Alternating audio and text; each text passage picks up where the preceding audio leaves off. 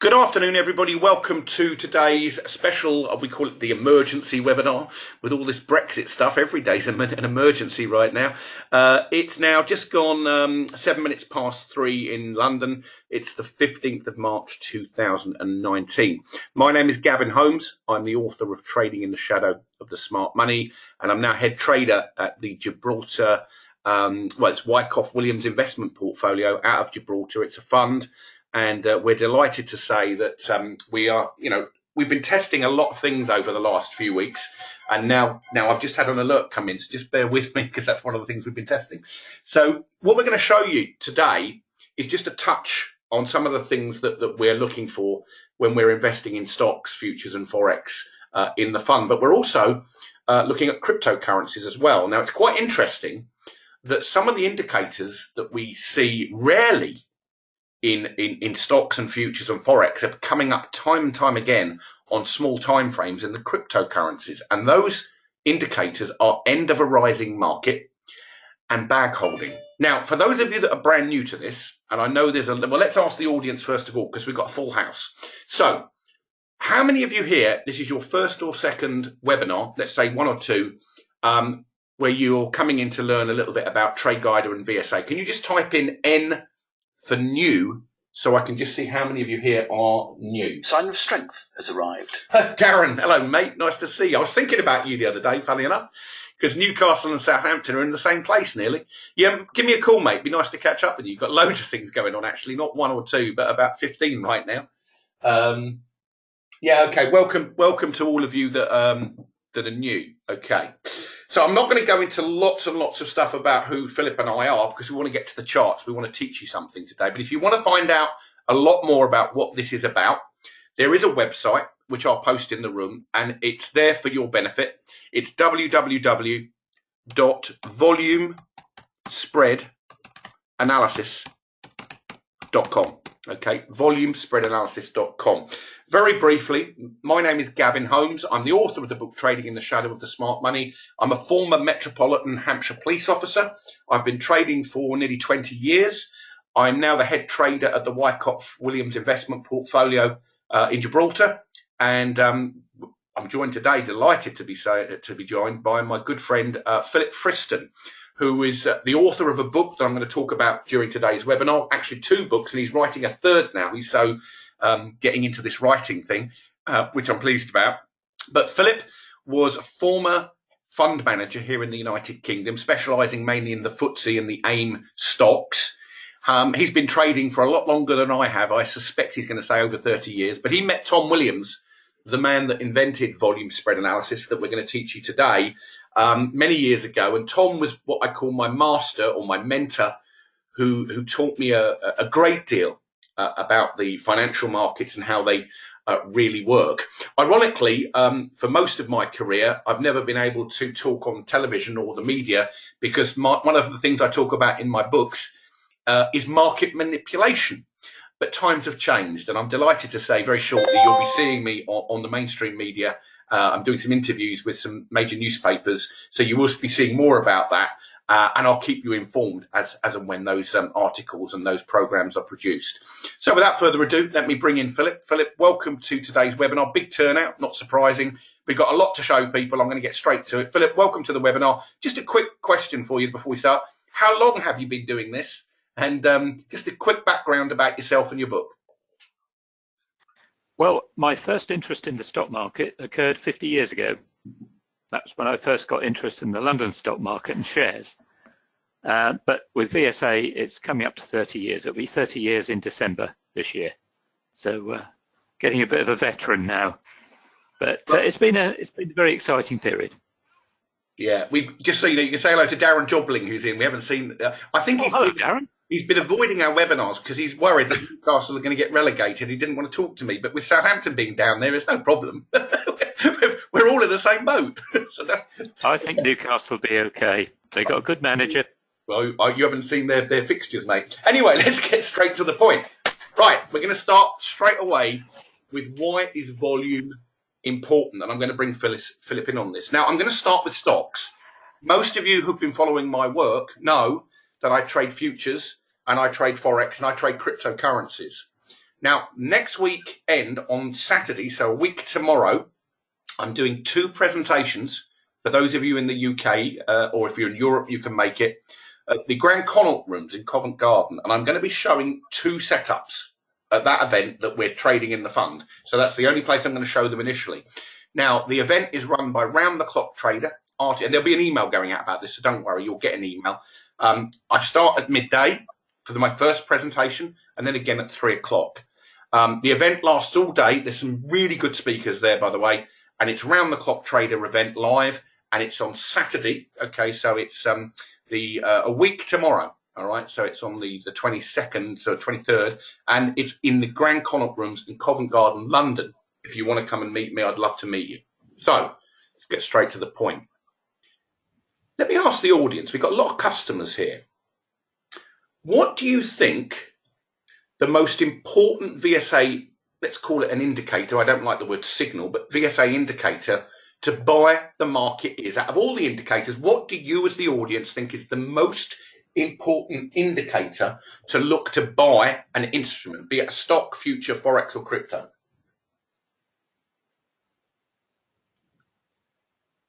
Interesting.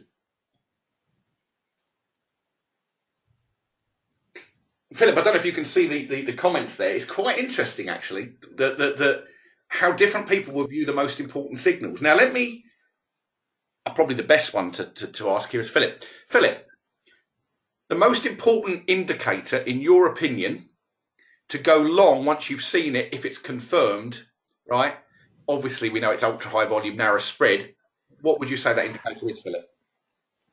Well, bag holding in the right place is a very important indicator, and selling climax as well. But actually, the comment I see 1 or 2 people putting in their test, and a test in the right place, and emphasize in the right place, can actually be just as powerful as bag holding. Yes, and that's because if you have a test an uptrend, that's a very, very good signal indeed. And if you look at the British pound 2 days ago, where I was long from the morning to the evening, when everyone, this is the thing, Philip, ironically, I was watching the news, which I don't like to watch, but it was actually BBC, and it was middle of the morning, and I'd gone long the pound. Okay, and this was a few days ago when it rallied, and we had a test in a rising market on multiple time frames, sign of strength 30. But as I switched on the news, and the reporter came on very grim-faced and said, well, it's terrible, the pound's collapsing. And I was looking at my chart, and I was going, no, it's not. So he was getting data from the morning when it did fall, because they were buying, and he was reporting in the middle of the day that the pound is collapsing, and actually the pound was rallying. Why does that happen? It happens so often. Well, the trouble is they're just reading what they've been told to read, aren't they? I mean, they're not actually looking at what's happening at the time they actually say that. They're looking at what's happened in the past. So, of course, they're not really relating what they're saying to the actual event at all. No. It's just nonsense, really. It is. Now, Havinder, good question. What is the most important VSA principles to you? Great question. Well, I'm going to show you. I'm going to show you some stocks that both I've had involvement with, but I'm going to show you how I found these signals. And I'm going to use today, I'm going to go into much more detail tomorrow, but we're going to touch on the strategy that I use for selecting stocks, which is now used very widely by many of our customers, called PRISM, P-R-I-S-M. And the name of PRISM actually came from one of our customers who's in this room. So congratulations to you. I won't mention your name, but we use the analogy PRISM because it's like a pyramid. Now, the PRISM strategy relies on finding stocks that are being accumulated, which means to buy them, and to sell them distributed. So to start the seminar, I'm going to show you in our end of day version 4 software, which is the latest version. We haven't updated. It's V4. End of day, which I use every week to scan for stocks. And you can see I've got the strong and the weak stocks listed on the left of the scan that we've recently done and added to the tradingthemarkets.com new service that I'll talk about later. And I want to show you a couple of little things that maybe you aren't aware of if you've got the software. Now, the 2 most important indicators for me personally, and they were for Tom, was bag holding to buy and end of a rising market to sell, but they have to be in the right place. Now, that's interesting when you say that. Well, how can they be in the wrong place? Well, sometimes a piece of software will see something and the rules will be correct and the software will put an indicator on there. But with these two indicators, we want to see back holding at the very bottom of a downtrend. Now, the news should be horrific.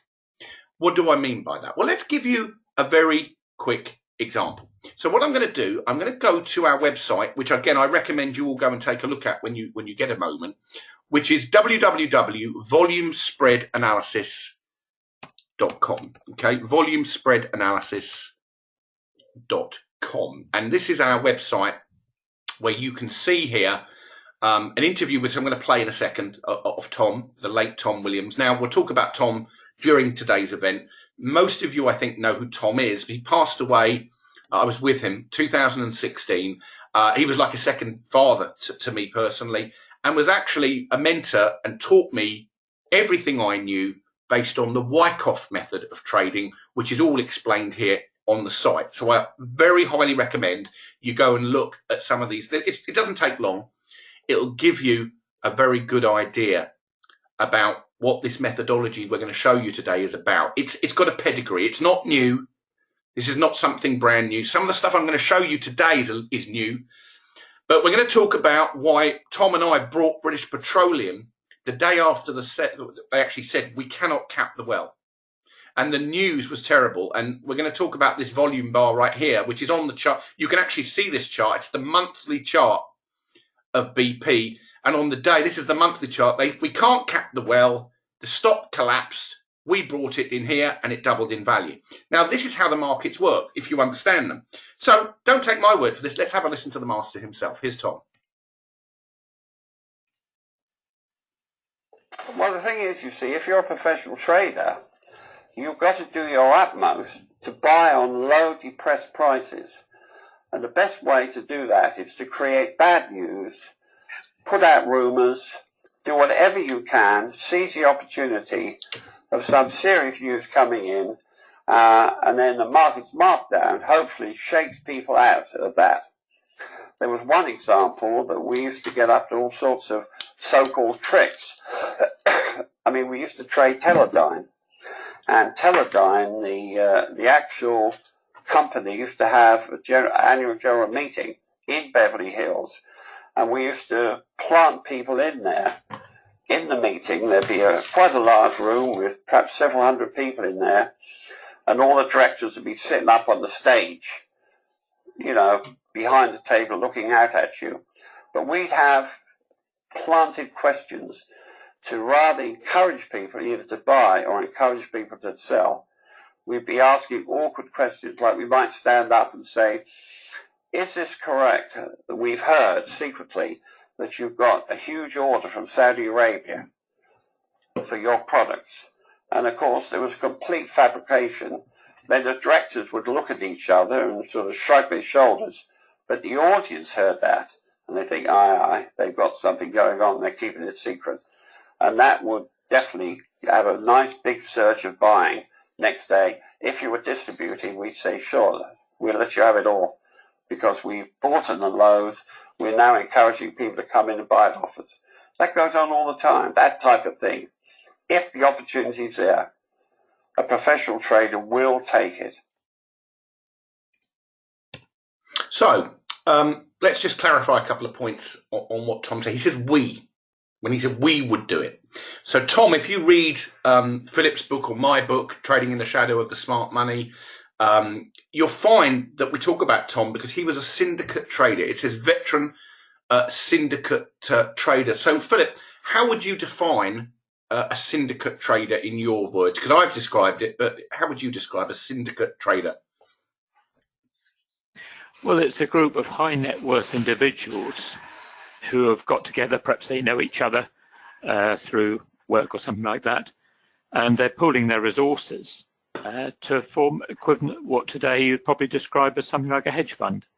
And they're using their collective resources to mop up supply of, if they're trading stocks, for example, they'd be looking to mop up the supply of a stock once it's fallen, and they consider it to be good value, so that it removes the supply in the market in order that the stock can then go up into a bull market.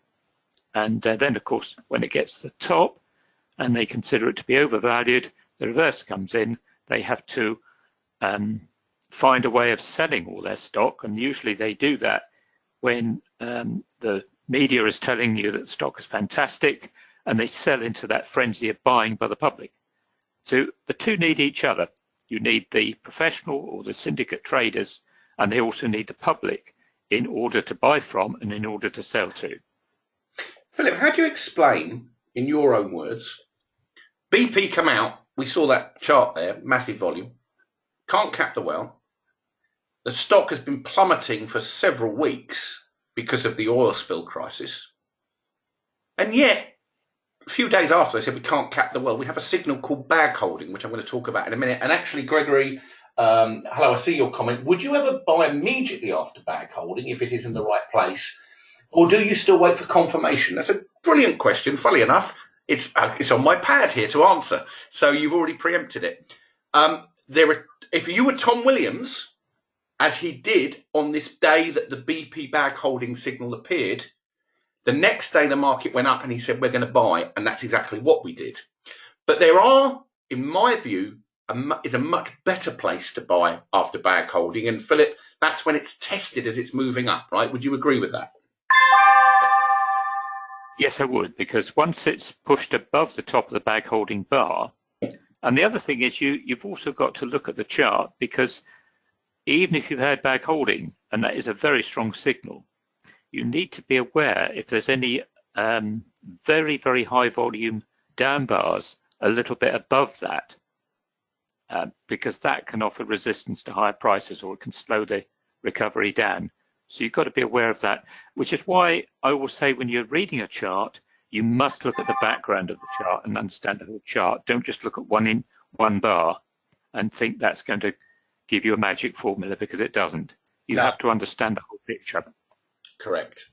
So let's look at this then. So Gregory, I'm going to now show you how we can find some bag holding signals. Now, how this works at the right edge of the chart is we now have a system which puts in multiple time frames, starting with the hourly, the 4 hourly, the daily, the weekly, the monthly. We put it into our Smart Center Pro software, and it goes through thousands of stocks to find these indicators as they're appearing. But now let's prove to you how powerful they are. So I've done the scan. Let's go through these. Let's try and find some of these indicators. We'll start with the strong stock eBay, which is the top. All right, and this is our end of day software that comes with Prism. So this is Prism that I'm actually using here. Now, we use two pieces of software for Prism. We use the end of day version, and then we either use on the side Sierra Chart or NinjaTrader 8. Either of those two work very well with Prism. So first of all, what I'm going to do, I'm going to click on Analysis, and I'm going to click on the Find Indicator. Okay. Now, can anyone tell me what number? Let's see how many people are very smart and have been studying my book and your book, Philip.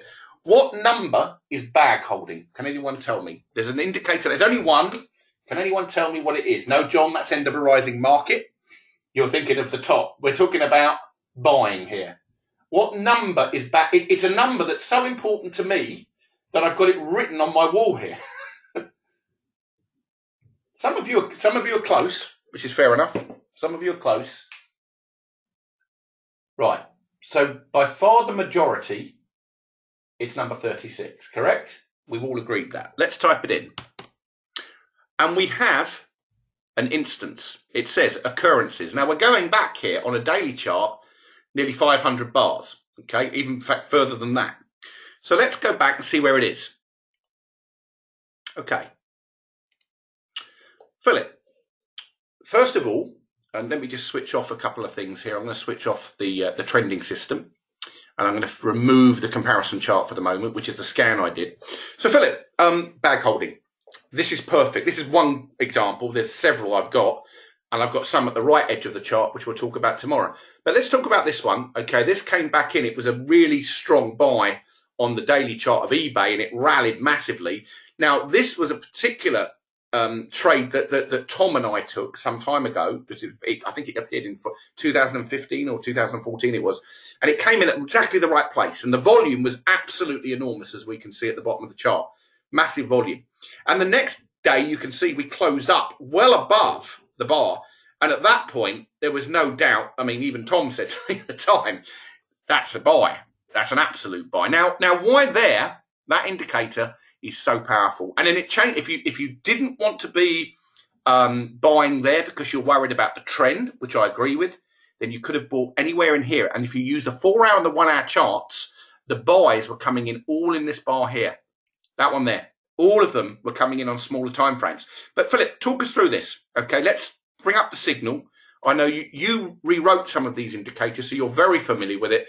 Can you talk? Now, the news here was bad, okay? It was an eBay, a report that said they've got terrible earnings, everything's going down the toilet. It was horrible news, and yet the signal's there, and the volume was enormous. Can you talk us through this? What is the psychology? Why is the buying happening on this move, just like it did with British Petroleum? Well, I was hoping you were going to say the news was bad, because that fits perfectly. If you go, first of all, if you go to the top of the chart, and you follow the market down, you've got a long period there of falling prices. Eventually it gets to the point, and if you go back, I think it's beginning of May, a little bit, another 6-7 bars further back, you see there's one high volume bar there. Now, you might ask, well, isn't that buying coming in? Well, there's a couple of things I say about that. First of all, it's gap down, which is not always a particularly good sign. And secondly, it's immediately followed by a sign of weakness. And the market continued to fall. So there was an attempt there to support the market, but there was too much supply for that to actually work, which is why the market then continued to fall. The other thing is, if you mark the top of that bar, which Gavin's highlighting, price never actually closed above the top of that bar. It continued to fall. But when we get down to the bag holding bar, by this point, you've literally washed out all the people who were long. You get a panic selling on that last bar where people, particularly the public, are just saying, oh, this is terrible. We've read the news. It's awful. We're going to end up losing everything. So we better get out now while we can still get some money. And I know that feeling because back in late 1974, the first bear market I ever remember in the London stock market, and I was only a youngster at the time, I remember being exactly in that situation. I was a member of the herd and I did exactly that. And it's an awful feeling. You just see the stock going down day after day, seeing your money drifting away, and you think, I've got to get out while I can still get something. And that's the mindset of the public at that point, because they're being fed that news from the media. And the media are putting it in their minds that the best thing to do is just to get out while you can get something back. The professionals, however, don't act that way at all. They know what the true value is of that stock, and they know that that stock is now good value when it gets to that point. And they will come in and they will say to the public, thank you very much. We'll take all of your selling. We'll take it instantly. We don't need to try and let the price fall any further. We're quite happy at that point. And that's what causes the narrow spread coming in there. Because every time the sell orders come in, they're immediately moving in and sweeping those selling orders up. It's like holding out a bag, and there's all these sweets falling down from above, and they hold out this bag and just collect them in the bag. That's really how I think the term bag holding originated.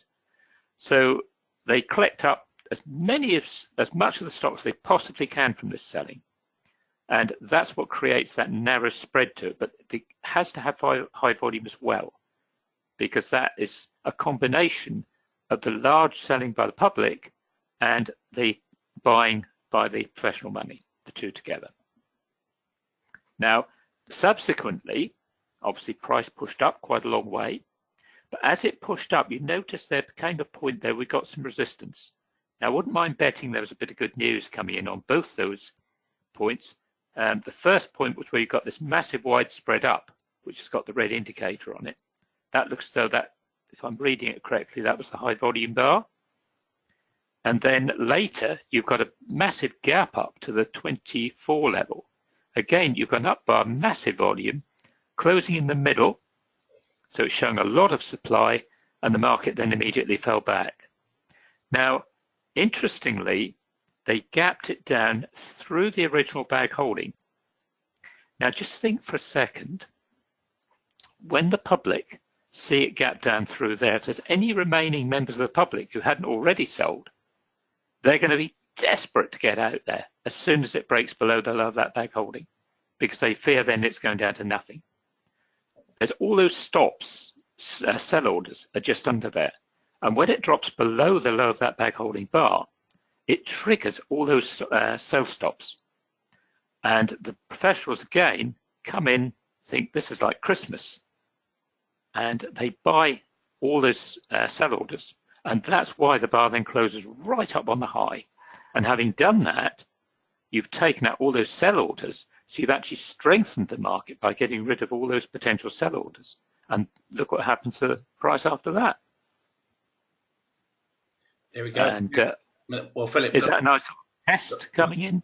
Yeah, well, look, if someone's, I think Grigory said, where would you buy? If you see this, do you buy on that bar? Well, Tom would, and he would buy here when he did. But here, we noticed that the bag holding signal, if you look at the top of it, this is why history repeats itself in the market. It pushes up through it here on pretty good volume. But then if you say, do you know something?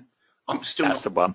You can go there or you can go there. Here, but you see, on this one here, right, where you've got the test, on the small time frame, the 4 hour, the 1 hour, you actually got the testing in here, in these bars. So you'd be in much earlier, which is why Prism doesn't just use daily, weekly, monthly. It uses 4 hour, 1 hour charts. And you can actually drop down to a 30-minute too. You can set it for, I've been using 30-minute bars very successfully. So, Bodan, right. With end-of-day software, do you have trend clusters? Yes, they've been there forever. What is a trend cluster? Okay, well, we've obviously, there's a lot to be said about trend clusters. Philip, how important in your mind is a trend clusters? Because I'm going to put these on the high sensitivity, and it's only available at the right edge of the chart. So let's go all the way. Let's just move this to the right edge, because that was back in, it's going to take a bit of time to get there. So just bear with me a sec while I go over to the screen. But while we're talking about that, Philip, trend clusters, just talk us through, while I switch these on, how important trend clusters are and what they're actually doing. Well, the trend clusters, if you're on the old version 4 there, do come on the whole chart, I believe. But on the new version, they only come on the right edge. Yeah. So let's That's just my understanding. Yes, that's correct. I'm going to show that actually in a live chart in a second as well. So again, let's go back to the right edge of the chart, okay, where we're at eBay. Now you can see you've now got blue boxes all over the chart, which is how they used to be, and they still are in the end of day software. And we can see, in fact, that these clusters that are behind us are irrelevant. We don't need them. We're only looking at clusters at the right edge of the chart. Now you can see that where we had support a couple of days ago in eBay, just here, and it's been going up today, we got stopping volume right bang in a cluster, and it bounced straight off it. It went from 35, I don't know what it's trading at today. Philip, can you just see what eBay's trading at now? Yes, it's entirely. Yeah, that's the 8th of March bar, which was stopping volume. And then we go up here to the 13th. So we're looking at 8th, 9th, 10th, 11th, 13th. So, yeah, that was because I haven't downloaded my data. So what's the eBay trading at right now? Just be interested to see. Not doing anything really. They're 36.315. Same thing. So, but it's bounced off the cluster. It's holding the level. Now, what does the cluster look like? Okay, in a different place. Well, let's actually look at a chart right now, and I'll put up a chart here of gold. Actually, use any chart actually, but we could use gold. Just bear with me.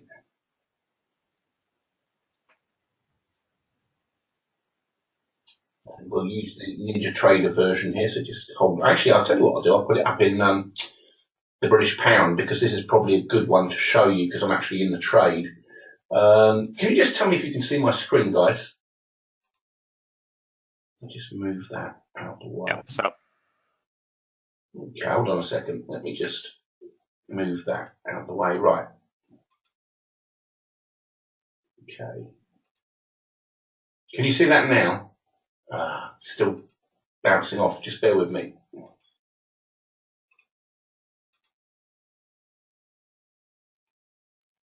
Yeah, I'm just having trouble with that screen. Let me put it on the other screen here. Just bear with me. Right, let's just move to this screen here. So this is the GBP USD. And we're running several different tests at the moment on the strategy, but let's just show you this on this screen here. Now I'm on my second computer, so just tell me if you can see this once I broadcast it. So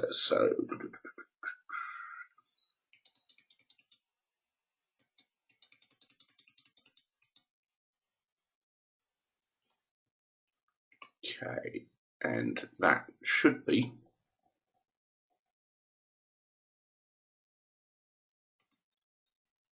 right. Let's try this, see if this one works. Okay, just please, if you can just tell me when you can see my screen so I can show you now the clusters on the 5-minute chart here. Can you all see that?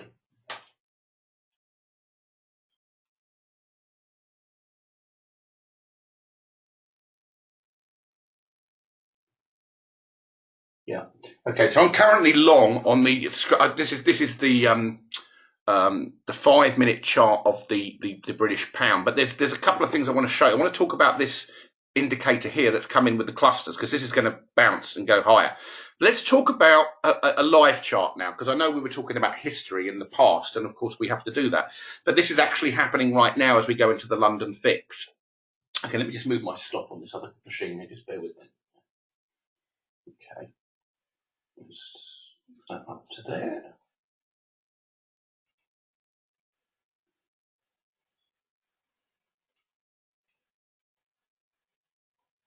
Okay, good. Right, let's explain the setup to you. So, what you all notice as the market gets marked down here, okay, very big markdown on big volume. What do you notice about the volume on this bar here? Just type it in so I can see that you're seeing what I'm seeing. What do you notice about the volume on this bar that I'm referring to right now?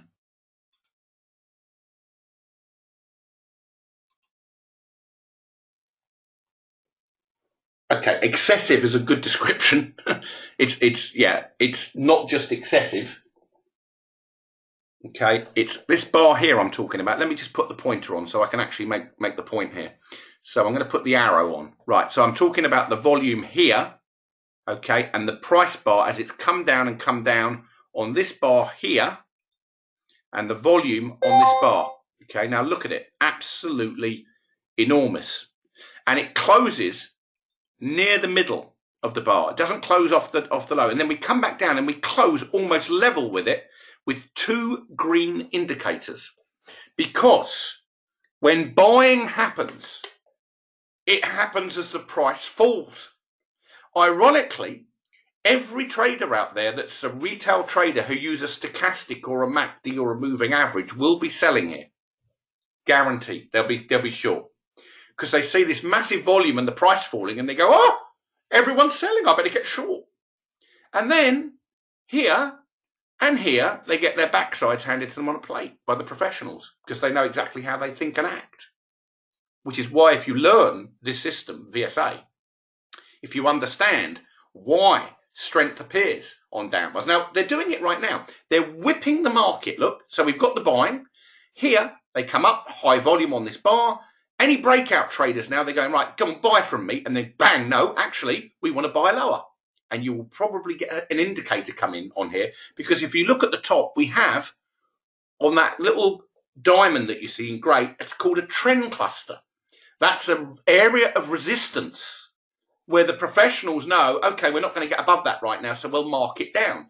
So we'll watch this. So, Philip, we talk about strength appearing as the market's marked down. So they buy some more and then it goes up again. It's very evident here. And it might well be evident over here as we come into the London fix. So why is it then that all the retail traders out there are using the MACD, the stochastic, the moving average, which was going to lose them money? I wish I knew the answer to that. Oh, I thought you had the answer. Okay. I don't know why so many people do use all these indicators personally. I mean, I've tried them. I think the problem is they work sometimes. But my problem with a lot of these indicators, I mean, I went through them all, things like moving averages. Now, moving averages obviously are always backward looking. They're looking at what's happened in the past, not what's happening in the future. If you're looking at things like RSI, which is a momentum indicator, it can be useful at times. And I'm not going to knock anybody who uses technical indicators and makes money out of it. If they do that, absolutely fine. I'd say keep doing what you're doing. But generally, I find the problem with things, I mean, taking RSI as an example, it can be useful sometimes when it shows divergence. But the problem is when a market starts pushing up, those momentum indicators become overbought very, very quickly. And if you just followed them religiously, you would miss out on the major part of the up move. And equally on the down move, they become oversold very quickly when the market pushes down. So you'd be getting in on a down move, but then you'd be getting out far too early before most of the down moves completed if you're short. And if you're long, you'd be getting out far too quickly if you use those literally. So for me, it's much better to look at supply and demand and look at what's actually happening with volume, because that's the key to the market. That's what actually drives the market, the buyers and the sellers. It's not momentum indicators or moving averages or anything like that. They're just following the market. They're following what volume is doing. So if you can read a market the way that Tom taught me and he taught Gavin and others, you've got such an advantage. You can actually see what the large investors are doing with their money. Because that's key. If the large investors are pumping lots of money into a stock and it's been falling for some time, they're doing it with good reason. They're not going to put that sort of amount of money in unless they really believe that stock is now undervalued. So you need to be following what they're doing, following their footsteps. Don't be buying something when it's already gone up. I mean, I was looking at a stock recently and the results came out and they're absolutely fantastic results. It looked a good company, cash in the bank. And when I looked at the chart, I thought, yeah, but this stock's gone up about 25% in the last 2 weeks. And I looked at the bottom and guess what? You've got massive volume at the bottom. And you could see the professionals had already bought that in advance. They knew what was coming with the results. So by the time the results came out, the stock actually didn't move at all. And in fact, there's a little bit of weakness coming in. So you can tell that professionals are already coming at the bottom, bought in advance of that, and are then probably doing a little bit of profit taking. So back to you, Gavin. Yeah, thanks a lot. So let's just talk now about this gold chart that we're on. Can everyone see the chart of gold here? Okay.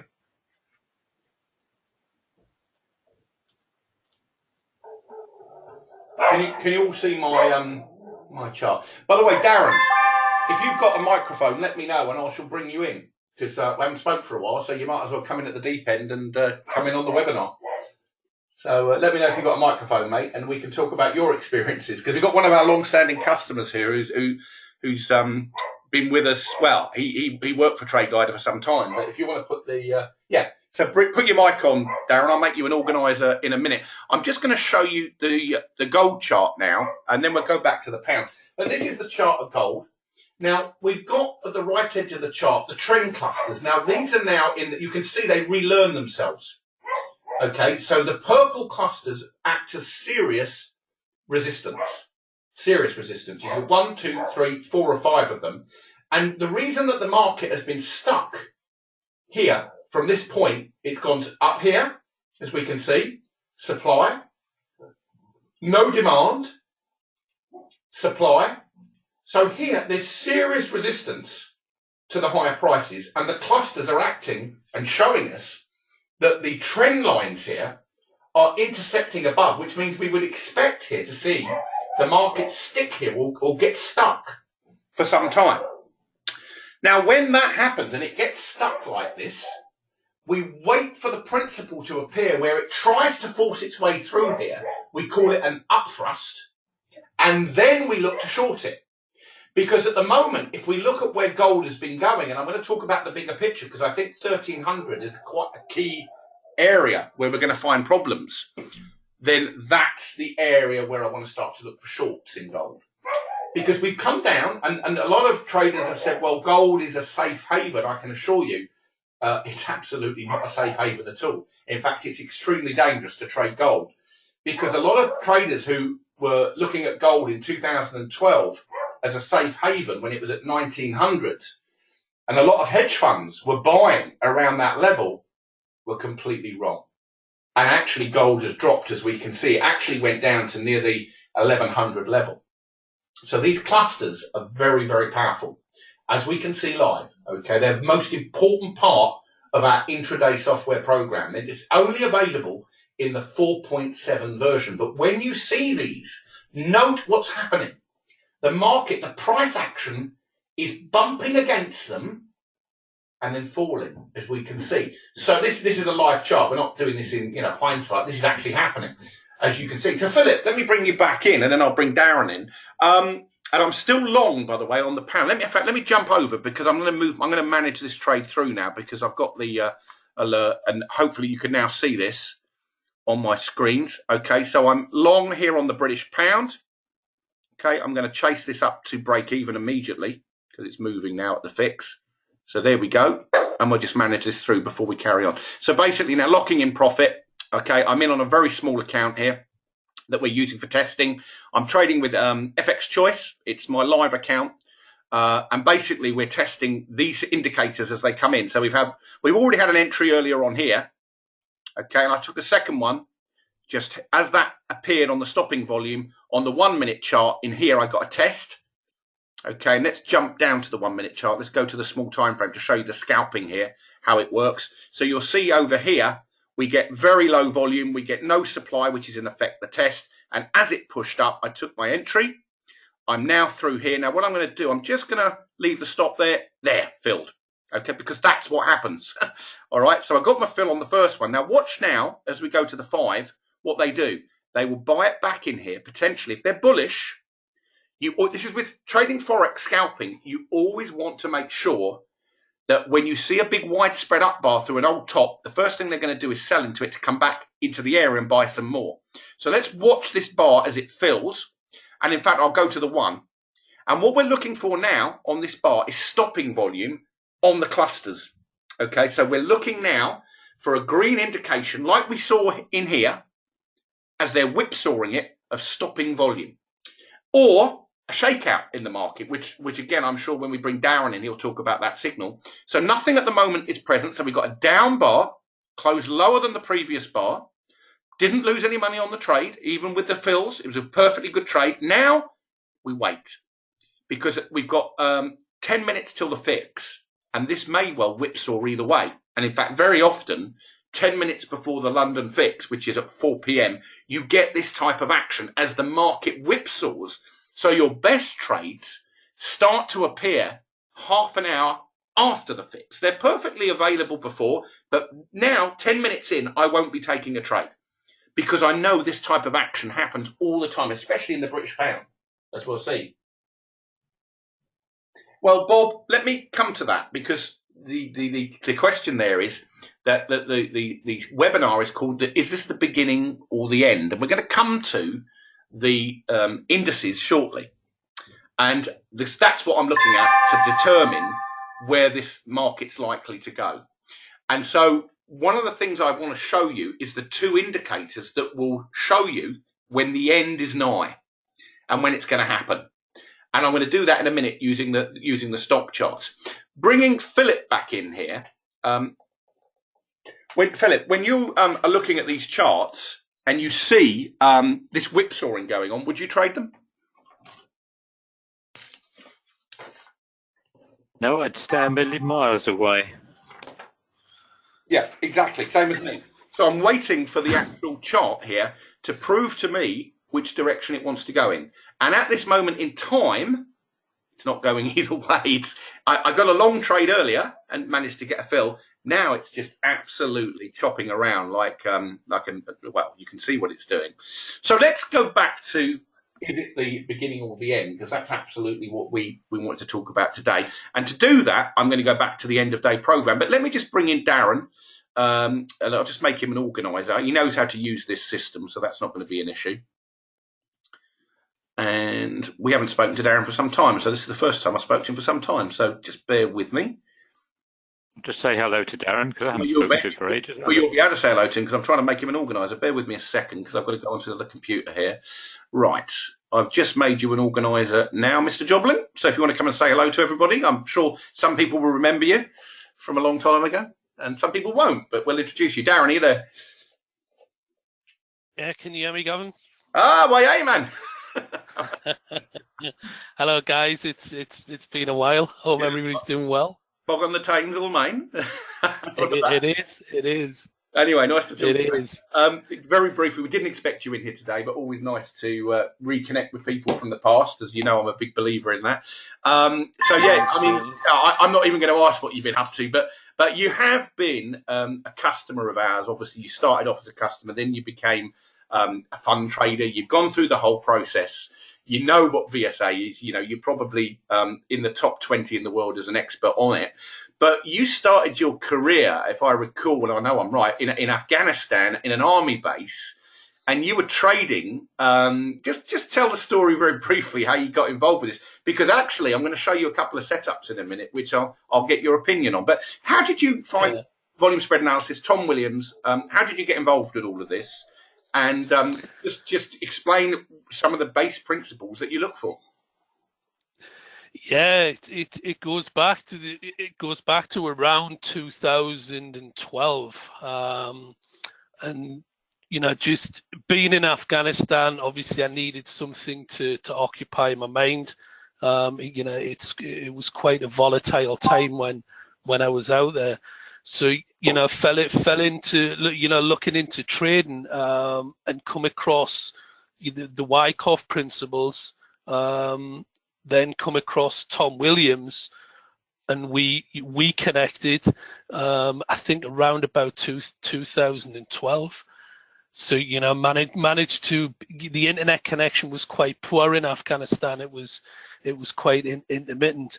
So it was, you know, it was difficult to try and catch webinars, but the ones I did catch were normally the early hours of the morning in Afghanistan. And yeah, I still look on, you know, really fond memories of being in the middle of a webinar and then having to go because we were being bombarded with rockets. So, you know, some of those memories, you know, are still quite fresh. But you know, I was very, very lucky to make that connection. I'm a strong believer in law of attraction, as I know you are, and you know, we ended up, you know, somehow making that connection back in, you know, 2012, and you know, the rest is history. You know, we moved pretty much from doing webinars in Afghanistan to doing events in Poland with, you know, some of the Polish VSA traders, you know, with Tom, and events in London. Funny enough, the round the clock event, I recall we done in London, and it was just a really, you know, really eye-opening time for me, because I was like everybody else. I didn't really understand the markets. I didn't understand manipulation. So I was lucky really to, you know, to meet the experts, you know, the two masters, as I called them, you know, yourself and Tom. So I was lucky to be taken under, you know, under the wings of both.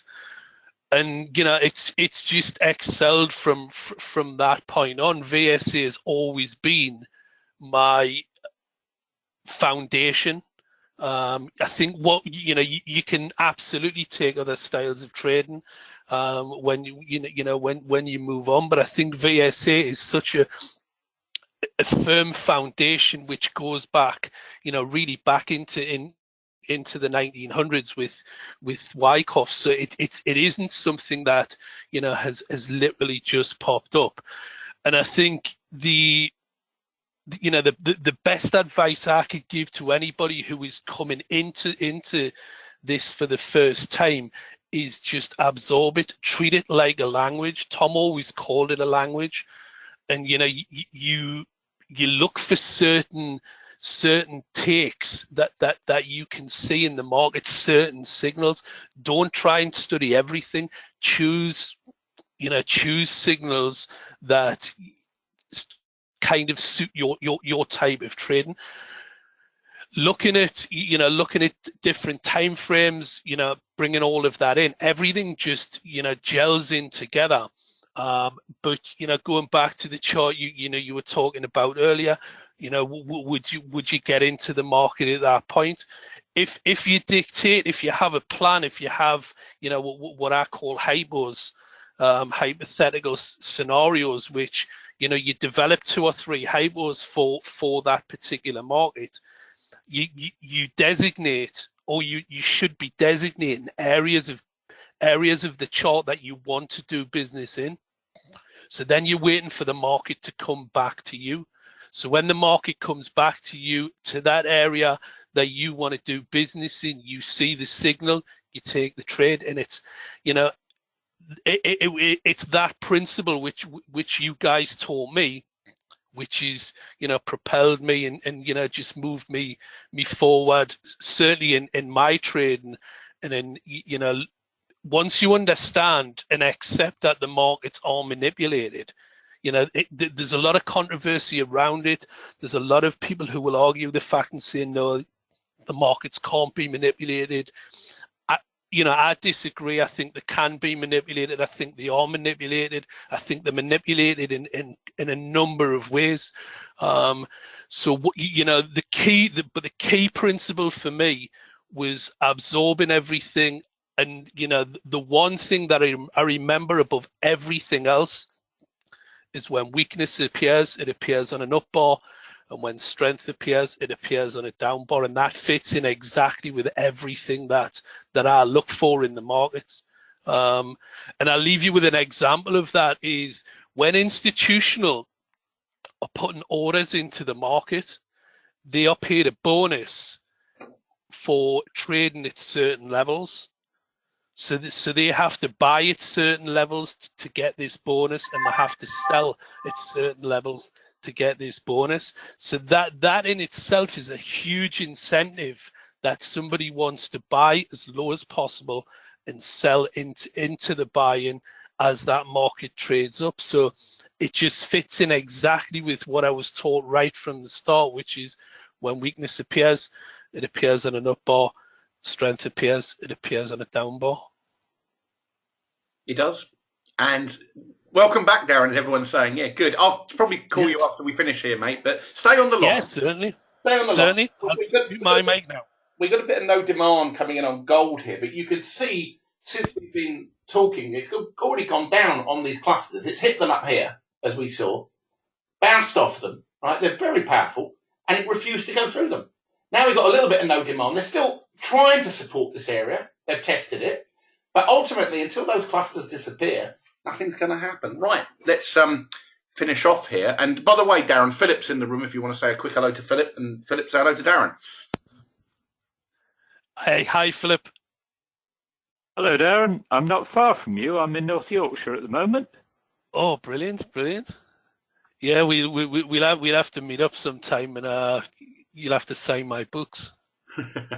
Certainly, of course I will. Happy to, yes. Yeah, it's fantastic. A massive reunion today, guys. This is good. Right, let's get. I'm conscious that there's people here listening in, so listen. Let's talk about end of a rising market now to finish off with. Now, the subject of today's webinar, is it the beginning or the end? I believe it's the beginning.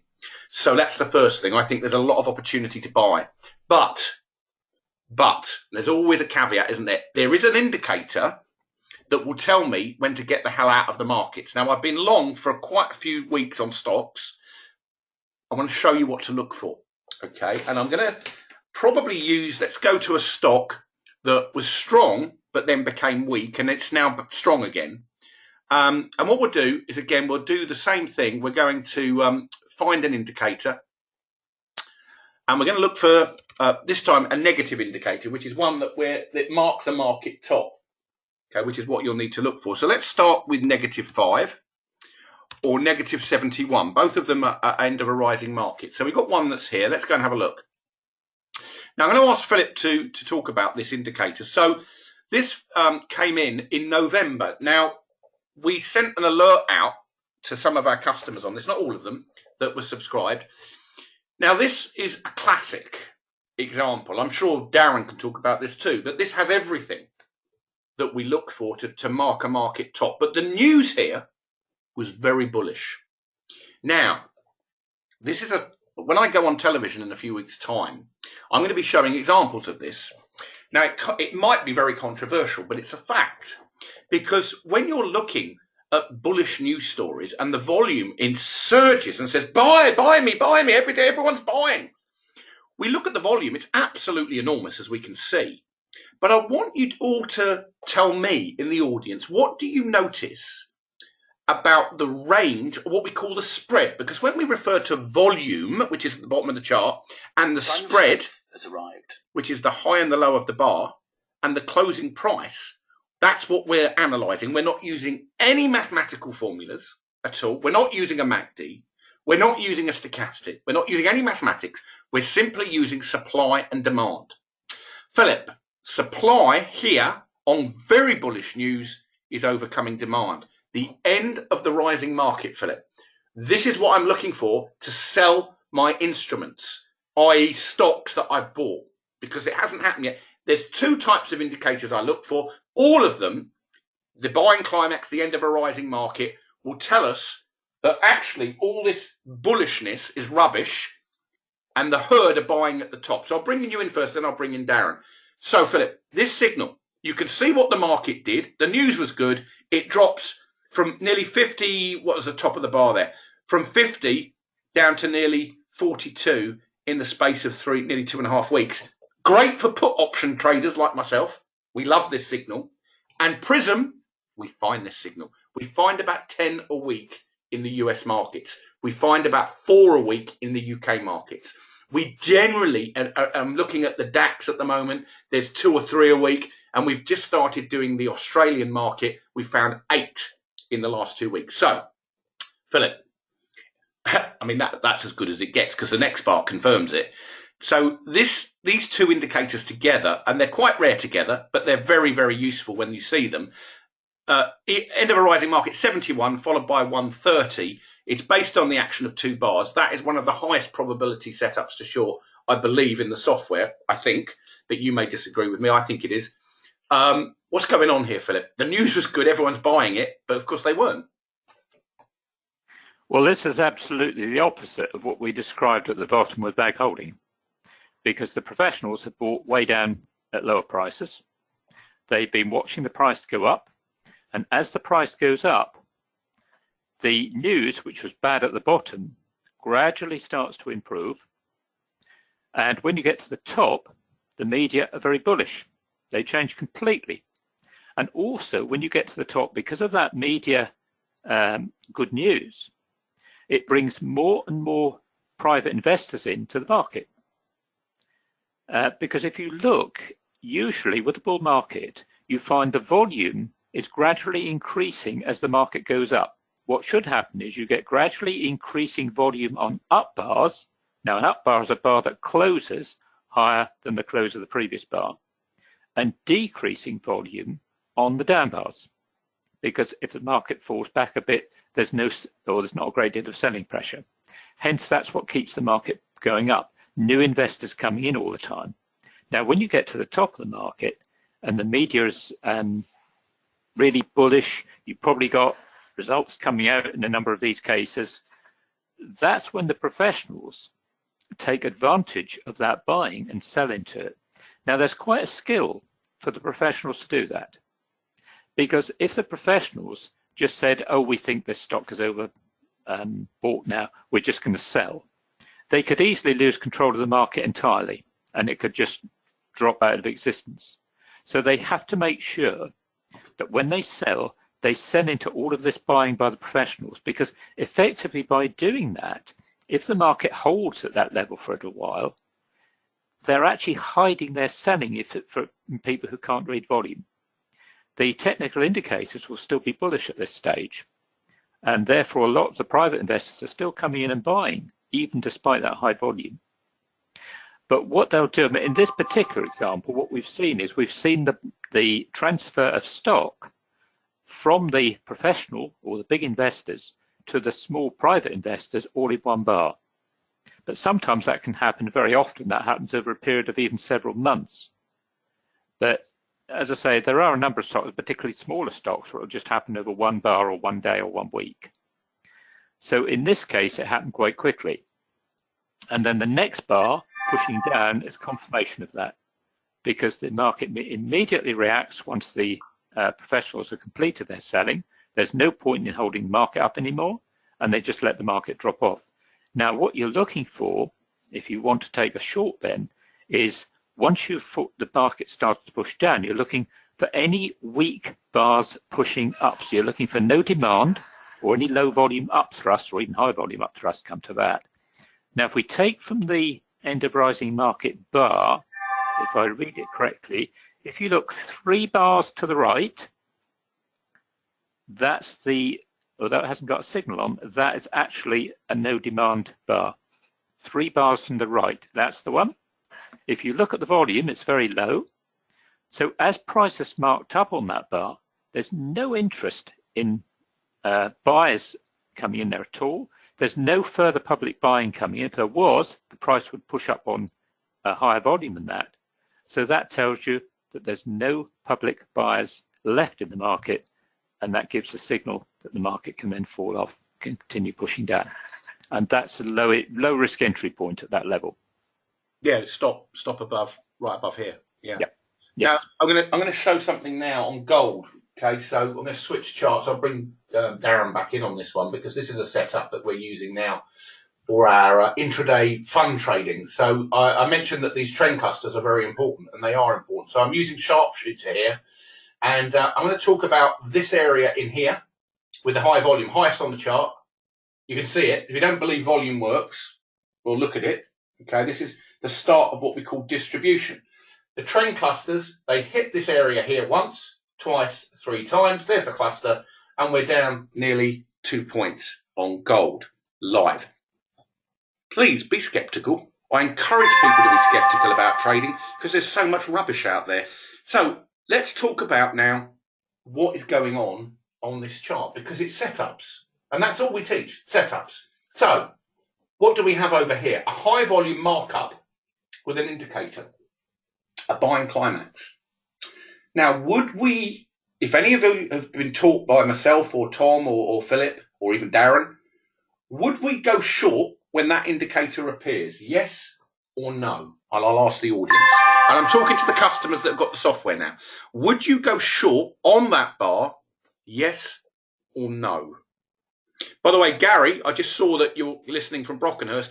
I've got to go and pick the kids up, but hopefully we might better meet for a bite to eat later on at Kerry's Manor. I'll text you if that's available. I'm waiting for Laura to come back from Southampton. I'm not sure what time she's getting back, but it'd be nice to catch up with you, mate, again. We can discuss stuff. But so just so you know. But why would you not go short on that indicator?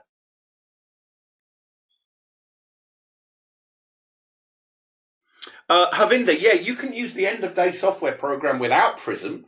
Absolutely, you can. If you're an investor looking for long-term trading opportunities, you're not worried about the 1 hour, 4 hour charts. Absolutely, you just need the end of day program. Absolutely, it's not available from our website right now. You'd have to email. Well, I'll give you the email address. Email Laura, Laura, at tradeguider.com. And she can give you a price and send you a PayPal link for anyone that wants the end of day program. You do need to subscribe to a Metastock data feed. It's $25 a month. It's not expensive. That's per market. I've got 4 markets that I subscribe to, which is $100 US a month. Not expensive at all. And again, the software is not on the site, but you can still get it. You'll need to email Laura at tradeguider.com. In fact, I'll just type that in capitals for those of you that have been emailing me. Don't email me because I've got too many to follow up on right now. So just email Laura. She's my wife, actually. So if there's any questions, she can directly ask me those. No problem. Yeah, but I'll just tell you, I use that all the time. still the end of day version. Many people do. Don't just because the software is 21 years old or longer. I use it every single week, and I'm using it twice a week now. And our trading the markets alert service is based on exactly what I'm showing you here. So let's bring Darren in here. So Darren, this is an interesting chart because you've got this buy and climax, but everyone said, well, I wouldn't go short there, obviously customers, because you're still in an uptrend because everything's green. You agree with that, I'm assuming?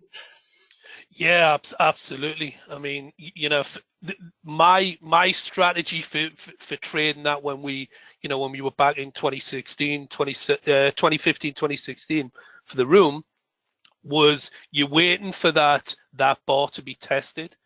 Once we come back through the low of that bar, then I would be looking for a reaction around, you know, which I talked about earlier, areas of where I want to do business. So exactly, as soon as we come back in, it's very important that we break below it, push back into it, look for rejection, and then away you go. And as you're highlighting in the charts, every single entry is entries that I would have been looking, and we took, you know, I think we took hundreds and hundreds of live trading rooms together over that period. And we, you know, this is something that we would look at on a daily basis for in different timeframes, the same type of behavior. So yeah. It's, you know, you've essentially got, you know, 3 or 4 elements of VSA traders, you know, me being the lowest one, you know, Tom, yourself, Philip, myself, you know, Gregory's at the top as well. So, you know, I'm kind of the bottom of the tier, but we all think in the same way because we were all taught the same principles. Yeah, I'd actually, to be fair, if you look at the history of VSA, and you know, the one with the most experience now is Philip, okay, by far. I was very lucky because I spent a lot of time with Tom, so I've been doing it 20 years. But the logic behind it is so simple, and I think sometimes that because I've been doing a lot of exhibitions, a lot of speaking slots. You probably know we've just partnered with the Gibraltar Stock Exchange with the fund. Yeah. So I'm trading cryptocurrency right now, right? Very successfully. I'm really good results with it. But the key to this, right, is the simplicity is logical, but because there's so much rubbish out there's so much noise. You know what I mean? And I'm sure you experienced it when you were. Well, I know Philip at the beginning. There's a lot of noise about, oh, well, you've got to do this with a MACD, and you've got to have a candlestick. You've got to have this. All you've got to really understand is we want to be able to find unusual volume activity. If it's on an up bar like this, you can quite clearly, categorically, without any doubt, see here. You don't need to be an expert that as that market is rallying, what's the volume doing? I mean, look here. I mean, and if the volume is the activity of the professional side of the market, and you don't know how to read it, and in fact, I'm presenting at several exhibitions and events around Europe and in Singapore, Hong Kong over the next few months, and one of the the theme of my presentation is the lost art of chart reading. Why the retail traders get their backsides handed to them on a plate. Because they do. Because they don't know how to read a chart. Or if they do, they're reading it the wrong way. So they're buying because of the stochastic here, which says MACD, long. Stochastic goes long. Moving average says long. VSA says get the hell out. Look at this.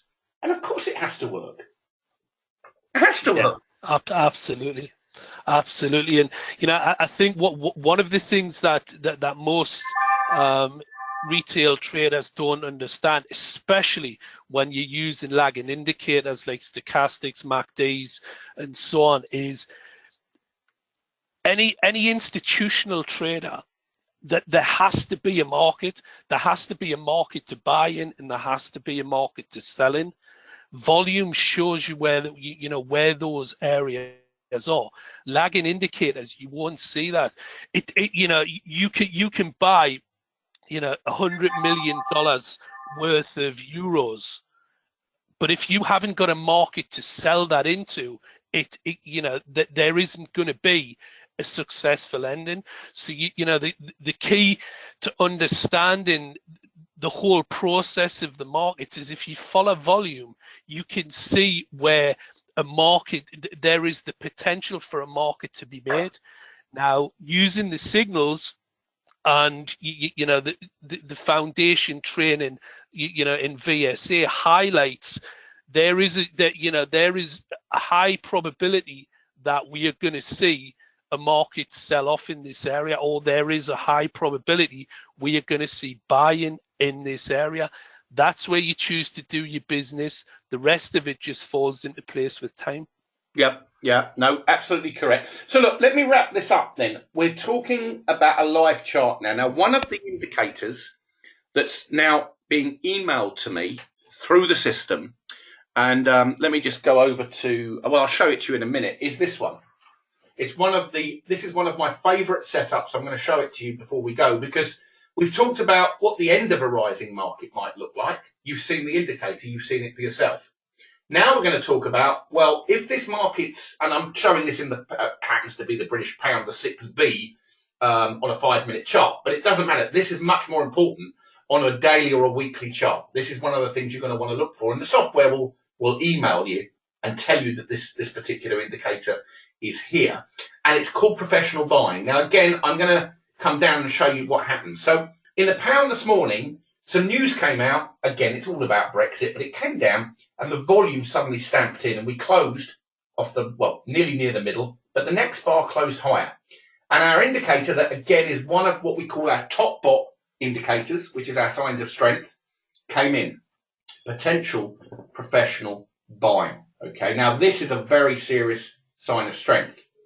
Would, again, we go long immediately on that indicator? Of course, in hindsight, you'd say, well, absolutely, Gavin, I'd immediately put stop 10 ticks below and go long. But actually, no, because we're teaching you conservative trading. Where you go long is in here or in here. Now, where would you put a stop if you'd gone long on this bar? Now, I had a question come in from a customer who did it, and actually, it's on the very top of this bar.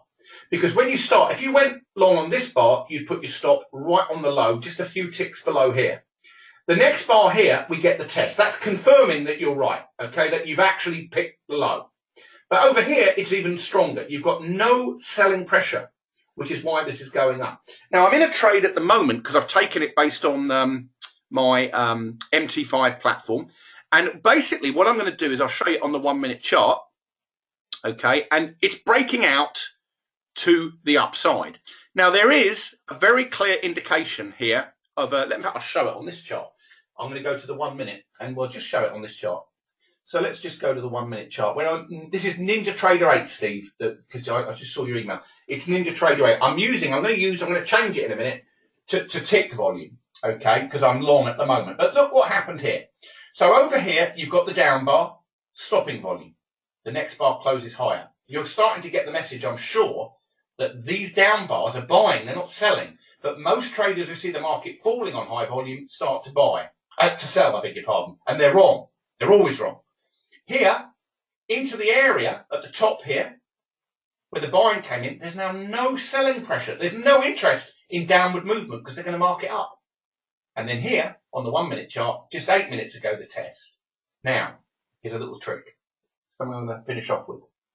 We go to a tick chart. I'm going to go to a 100 tick chart, and it gives you much better entries. And here's why.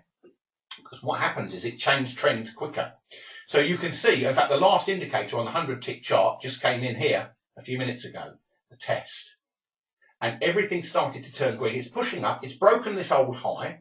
Now, I'm still cautious because we might get another test at the right edge of the chart. So while I'm wrapping up, I'm going to just watch this on the other edge of the screen here. Now, I know I've got a lot of questions that have just come in on the live chat as well.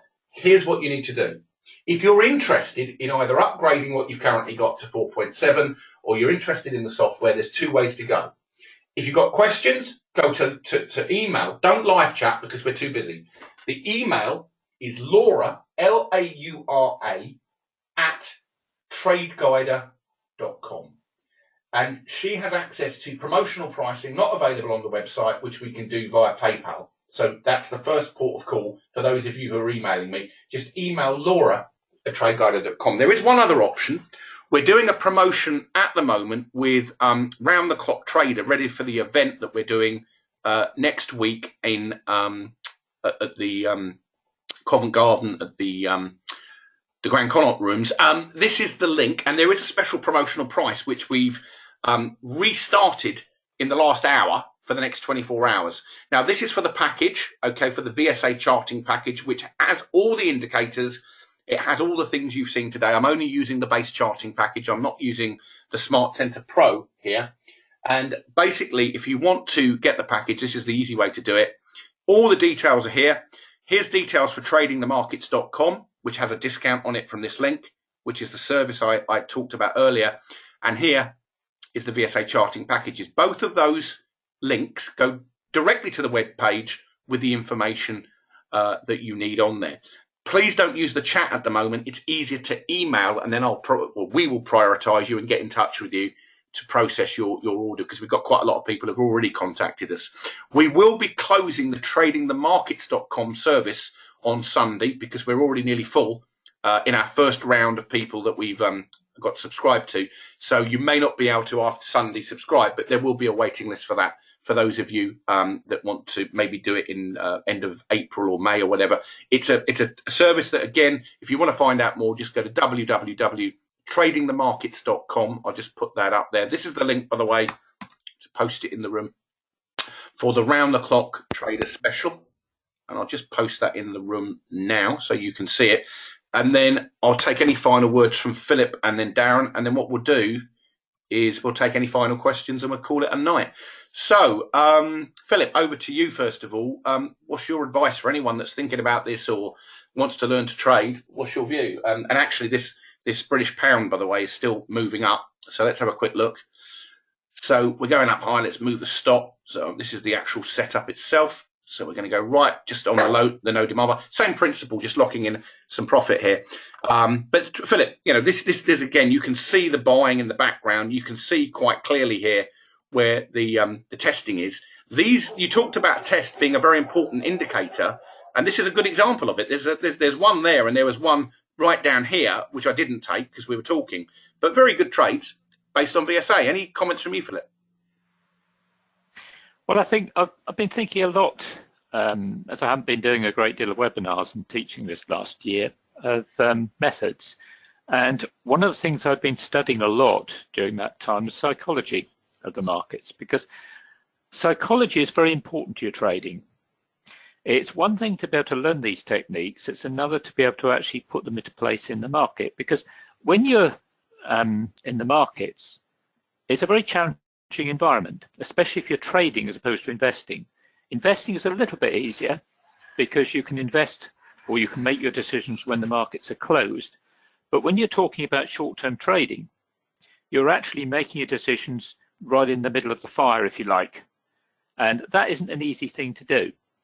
And I'm working a lot at the moment on psychology as a way of improving how you think, to cut out some of those issues, because those are normally the things that stop traders being successful. Some of it comes down to belief, some of it comes down to discipline, but you also have to train your mind to really believe what you're seeing in the chart and not listen to all the noise that's going on around you. That's the most important thing of all. Try and cut out that noise. Don't listen to the news if it affects you. If you take note of the news, just shut it out. Don't look at it, because it will lose you money by doing that. That's really the best advice I can give. Great. Yeah, thanks, Philip. Darren, over to you for a few final words of wisdom from you who've been through the whole process. Yeah, I mean, I fully agree with what Philip said. I think it's a vital part of trading. In fact, it probably is the most vital part of trading. I think one of the key things for me for discipline was, following on from what Tom taught me, was to print the charts off. What I do is I take a screen grabs of all of the action across the day, so I've got the full day's action, which I print off and I read similar to reading a book. Tom used to produce his charts on a weekly basis. So what I gain out of that is what I'm trying to get is pattern recognition. So that's what I would recommend, that you understand what the setups that you want to trade. Be a master in those setups. Print off your screen, sit and read it like a book, and develop pattern recognition.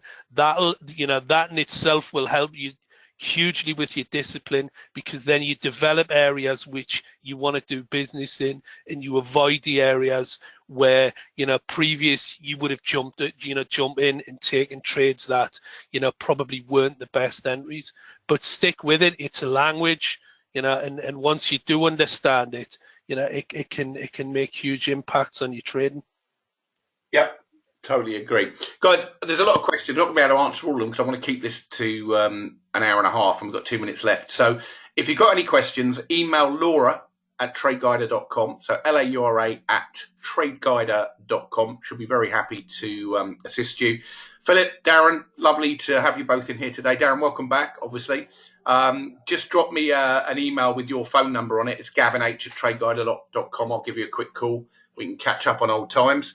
And thanks everybody for being with us today. Lots obviously going on. Now, my view of gold is at the moment it looks like it's going to be marked up prior to a big decline. And my view of the stock markets at the moment is actually bullish. I'm not particularly bearish, but remember, strength appears on down bars, as we showed you in Apple. So go and look at that Apple YouTube video that we did. Look at the indications there. Look at the buy signals that are quite clearly there, and look at what's happened to Apple since I did the YouTube video all the way back in. Well, let's have a quick look when it was. If you go to the channel and you go to videos, so this is tradeguider.com, sorry, youtube.com/tradeguider. And you're going to see here quite a few videos that are referred to. So again, you've got this one here. I'm not sure if it's currently working. Let's have a quick look. That's the one I've just uploaded. It's yes, it is working. Hi everybody, welcome to... Okay, and then the ones I refer to, if you look at some of these videos here, like here and here and here and here, you'll find that we talked about the Apple stock in these videos. They're very useful little nuggets to learn. So if you're interested in what we've shown you, this video section, which is youtube.com/tradeguider/videos, is where a lot of our information is posted. And it's, again, of course, there's no charge. We want to help you. And I'll post it in the room here. And that's where you can find out a lot more about what we do here at Trade Guider and the Wyckoff Williams Investment Fund. So thank you very much indeed, everybody, for your time today. God bless. Have a great weekend. Take care. As always, we wish you good trading and constant profits. Bye-bye.